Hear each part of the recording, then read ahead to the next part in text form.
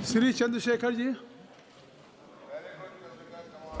धन्यवाद सभापति जी। Union budget पे आपने मुझे मेरी बात रखने का मौका दिया। मैं सर्वप्रथम बहुजन समाज में जन्मे सभी संतों, गुरुओं और महान पुरुषों को नमन करता हूं। उनमें भी राष्ट्रपिता ज्योतिबा फूले, छत्रपति साहू जी महाराज, बाबा साहब अम्बेडकर, मान्यवर साहब श्री काशीराम, मान्यवर दीना भाना वाल्मीकि और मान्यवर महामना रामसु वर्मा जी को नमन करता हूं और अपने संसदीय क्षेत्र नगीना की जनता का आभार प्रकट करता हूं जिन्होंने मुझे चुनकर यहां भेजा है। सभापति जी, बजट केवल एक आर्थिक दस्तावेज नहीं होता, बल्कि ये सरकार की सोच, संवेदनशीलता और सामाजिक प्रतिबद्धता का प्रतिबिंब होता है।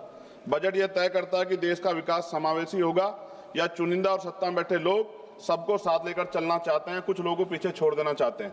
विपक्ष के नाते हमारा कर्तव्य है कि हम सत्ता सवाल पूछें और कमियों की ओर ध्यान दिलाएं और देश के उन वर्गों की आवाज बने जो इस सदन में अक्सर आंकड़ों में गुम हो जाते हैं।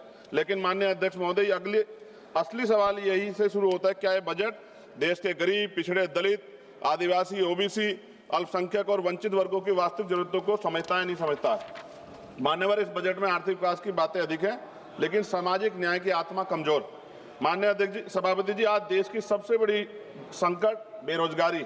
हर साल लगभग 1 करोड़ युवा रोजगार बाजार में आते हैं, लेकिन अस्थायी और सम्मानजनक नौकरियां और संपादन पैदा नहीं हो रही। इस बजट में स्किलिंग की बात की गई है, लेकिन स्किलिंग के बाद जॉब की गारंटी नहीं है। विशेष रूप से SC, ST और OBC समुदाय के युवाओं के लिए कोई अलग से लक्षित रोजगार योजना नहीं दिखाई देती है। देश की लगभग 45% आबादी जो कृषि पर निर्भर है, जिसमें SC, ST, OBC समुदाय की भागीदारी सबसे अधिक है, लेकिन कृषि और GDP में योगदान 15% से कम किसान की औसत आय और अब भी स्थिर MSP कोई गारंटी सरकार की तरफ से नहीं दी गई है। सभापति जी, महंगाई का सबसे बड़ा असर गरीब, दलित, आदिवासी और पिछड़े वर्ग को पड़ता है। आर्थिक सर्वे के अनुसार शिक्षा व स्वास्थ्य की लागत पिछले 5 वर्षों में 30 से 40% बढ़ी है। खाद्य वस्तु कीमतें गरीब परिवारों की थाली को छोटा कर रही है, लेकिन इस बजट में इन वर्गों के लिए कोई सीधी राहत नहीं दिखाई देती। सभापति जी, SC, ST और OBC वर्ग के मुख्य रूप से सरकारी स्वास्थ्य ये वर्ग है, ये मुख्य रूप से सरकारी स्वास्थ्य व्यवस्था पर निर्भर है, लेकिन भारत आज भी स्वास्थ्य पर GDP का केवल 2% खर्च करता है और ग्रामीण और आदिवासी क्षेत्रों में डॉक्टरों की और अस्पतालों की भारी कमी है। इस बजट में सार्वजनिक स्वास्थ्य ढांचे को मजबूत करने के लिए कोई निर्णायक वित्तीय छलांग नहीं। सभापति जी, शिक्षा के माध्यम जिससे सामाजिक असमानता टूटती है, लेकिन इस बजट में शिक्षा पर खर्च GDP के लगभग 3% के आसपास और SC, ST, OBC के छात्रों की छात्रवृत्ति में देरी और अनिश्चितता बनी हुई है। शिक्षा गरीब परिवारों की पहुंच से बहुत दूर है। यह स्थिति समान अवसरों की अवधारणा को कमजोर करती है। सभापति जी, SC, ST, OBC के कल्याण के लिए सबसे बड़ी जिम्मेदारी राज्यों के पास होती है, लेकिन राज्यों के हिस्से की धनराशि सीमित है। केंद्र द्वारा योजनाओं का बोझ अधिक संघीय ढांचे को कमजोर, सामाजिक न्याय को मजबूत नहीं कर रहा है एट प्रेजेंट टाइम। विपक्ष केवल आलोचना के लिए नहीं। सभापति जी, हम समाधान प्रस्तुत करते हैं। हमारी मांग है SC, ST, OBC के लिए लक्षित रोजगार मिशन चलाया जाए, छात्रवृत्ति को समयबद्ध और कानूनी प्रावधान किया जाए, शिक्षा और स्वास्थ्य पर GDP का न्यूनतम 6% खर्च हो, आरक्षित वर्गों के लिए विशेष उद्यमता और MSME पैकेज दिया जाए, आदिवासी और पिछड़े जिलों को विशेष सामाजिक आर्थिक विकास योजना चलाई जाए। माननीय सभापति जी, ये बजट आर्थिक विकास की तो बात करता है, लेकिन सामाजिक संतुलन और न्याय की भावना कमजोर दिखाई देती है। विपक्ष के नाते हम कहना चाहते हैं कि हम विरोधी नहीं है, लेकिन अब बहिष्करण और उपेक्षा के विरोधी है। जब तक SC, ST, OBC और वंचित और विकास की मुख्य धारा में बराबरी में शामिल हो, तब तक विकसित भारत का सपना अधूरा है। सभापति जी, सरकार सो स्मार्ट सिटी की बात कर रही थी, लेकिन आज भी भारत में सफाई कर्मचारी, संविदा कर्मी गटर में उतरता है सर। और मैं सरकार से पूछना चाहता हूं, चांद पर पहुंच गए, लेकिन अपने भाइयों की सुरक्षा और तकनीकी मशीनें उनको क्यों नहीं उपलब्ध करा पाए? प्रमोशन में रिजर्वेशन SC, ST, OBC कर्मचारियों को नहीं मिल रहा है और पुरानी पेंशन सर मिलनी चाहिए, उस पर सरकार ने कोई जवाब नहीं दिया है।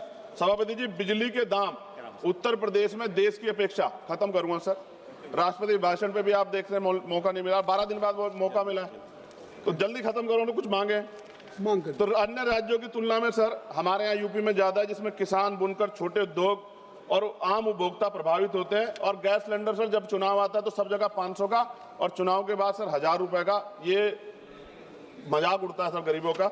सभापति जी, 1 रुपए लीज पे पूंजीपतियों को जमीन दी जाती है, क्या ऐसी कोई योजना गरीबों के लिए भी आएगी, SC, ST, OBC माइनॉरिटी के लिए, कि उनको भी जमीन मिल जाए? साथ साथ सरकार दिवाली, धार्मिक, तमाम जो धार्मिक आयोजन है सर, उन पे बजट देती है, लेकिन SC ST OBC के जो महापुरुष हैं सर, जैसे बुद्ध पूर्णिमा कार्यक्रम होता है, रविदास जयंती जी का कार्यक्रम होता है, अम्बेडकर जयंती का, फूले जयंती का, पेरियार जयंती का, बिरसा मुंडा जयंती का, इन तमाम उस पर तो कोई बजट नहीं आता सर। और BT एक्ट सर, बोध गया सौंपा जाना चाहिए बौद्धों को सर, बहुत दिन से उनका आंदोलन चल रहा है, कल से आंदोलन हो रहा है सर। और अहिल्याबाई होलकर जी की देखिए आप मूर्ति तोड़ दी गई और बाबा साहब का पोस्टर जला रहे हैं सर मध्य प्रदेश में, सरकार ध्यान नहीं दे रही। आप अपनी मांग सर, हाँ मांग रख रहा हूँ सर। ऑलरेडी एक और प्रधानमंत्री आवास योजना का दावा है और उत्तराखंड के नैनीताल में, हल्द्वानी में गरीब परिवारों को बेघर करने के लिए मकान तोड़े जा रहे हैं सर। कृपया पंजाब में जो बाढ़ आई थी सर, एक मिनट दीजिए सर, एक मिनट दीजिए। पंजाब में जो बाढ़ आई थी उनके लिए कोई विशेष योजना नहीं है और जातिगत जनगणना में जब सर OBC का कॉलम नहीं जोड़ा सर। मेरे लोकसभा क्षेत्र नगीना में हस्त निर्मित पेंटिंग ब्रुश कुटीर उद्योग, यह उद्योग पूरी तरह से हाथ से चलता है। दशकों तक कर मुक्त रहा, करीब 50% स्थानीय आबादी आजीविका इसी पे निर्भर है। 18% टैक्स लगा रखा। मेरी मांग है उसको 5% किया जाए सर। 2-3 मांगे सर, इनको उठा दो। काफी मांगे आपने कर दी सर, काफी मांगे कर दी। रेलवे कनेक्टिविटी का विस्तार सर हमारे नगीना लोकसभा क्षेत्र में किया जाए। राष्ट्रीय और राज्य मार्गों सर, ग्रामीण क्षेत्रों में सड़कों की हालत बड़ी खराब है। जिला अस्पताल सर, वहां IIT IIM और एयरपोर्ट बने, इसकी मांग हमने पिछली बार भी उठाई थी सर। अंत में लघु उद्योग सर, MSME का कोई प्रोजेक्ट जो ऐसा लगता है जैसे हम विपक्ष के लोग हैं तो हमारे लिए कोई योजना हमारे क्षेत्रों के लिए नहीं होगी सर। सबका साथ, और सबका कौशल विकास सर, युवाओं के लिए आधुनिक स्किल डेवलपमेंट सेंटर स्थापित किया जाए मेरे क्षेत्र में। लोकतंत्र की ताकत सवाल पूछने में है और संसद की गरिमा कमजोरी की आवाज उठाने में। मैं सर अंत में कहना चाहता हूं SC ST OBC पे अन्याय कब रुकेगा? श्री कल्याण बनर्जी सर, हो गई। the union budget of 2026-27